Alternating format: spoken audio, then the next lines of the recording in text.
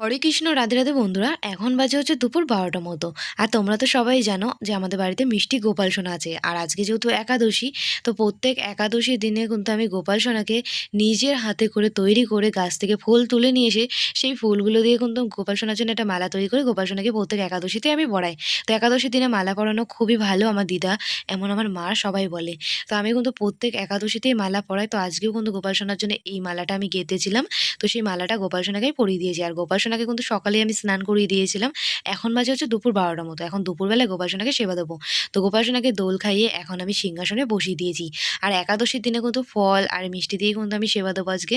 তাই ফলটা কিন্তু এখন আমি বানিয়ে নেব। তো চলো ফলটা বানাতে, বানাতে আজকে তোমাদের সুন্দর একটা ছোট্ট কমেন্ট বলি বন্ধুরা। দিদি, আমার নাম সাগর পাল। তোমার ভিডিও দেখতে খুব ভালো লাগে।